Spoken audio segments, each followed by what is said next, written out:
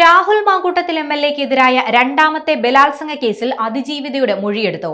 SP-G പൂങ്കുഴലിയുടെ നേതൃത്വത്തിലാണ് മൊഴി രേഖപ്പെടുത്തിയത്. കേരളത്തിന് പുറത്തുനിന്നാണ് അതിജീവിതയുടെ മൊഴിയെടുത്തത്. രാഹുലിന്റെ ക്രൂര ലൈംഗികാതിക്രമത്തിന്റെ വിവരങ്ങൾ അതിജീവിത മൊഴിയിൽ രേഖപ്പെടുത്തിയിട്ടുണ്ട്.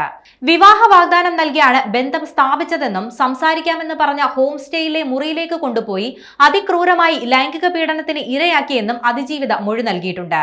ശരീരമാകെ മുറിവേൽപ്പിച്ചുകൊണ്ടുള്ള ലൈംഗികാതിക്രമം നടത്തിയെന്നും "I want to rape you" എന്ന് രാഹുൽ പറഞ്ഞുകൊണ്ടിരുന്നുവെന്നും അതിജീവിത വ്യക്തമാക്കി. പാനിക് അറ്റാക്കും ശ്വാസമുട്ടലും അനുഭവപ്പെട്ടിട്ടും ലൈംഗികാതിക്രമം തുടർന്നു. ലൈംഗികാതിക്രമത്തിനു ശേഷം വിവാഹം ചെയ്യാനാകില്ലെന്ന് രാഹുൽ അറിയിച്ചതായും അതിജീവിത മൊഴി നൽകിയിട്ടുണ്ട്.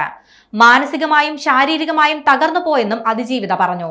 വീണ്ടും ബന്ധം പുനഃസ്ഥാപിക്കാനായി രാഹുൽ പിന്നാലെ നടന്നു. ഫോൺ എടുത്തില്ലെങ്കിൽ അസഭ്യം വിളിക്കുമായിരുന്നുവെന്നും വീടിന്റെ പരിസരത്തേക്ക് കാറുമായി വന്ന് കൂടെ പോരാൻ പലവട്ടം ആവശ്യപ്പെട്ടുവെന്നും അതിജീവിത മൊഴി നൽകിയിട്ടുണ്ട്.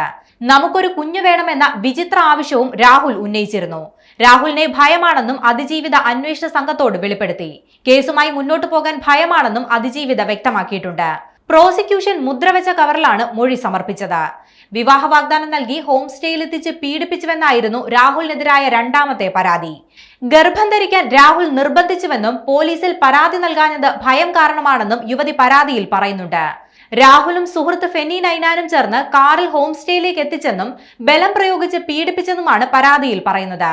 കേസിൽ ഫെന്നി നൈനാനും പ്രതിയാണ്.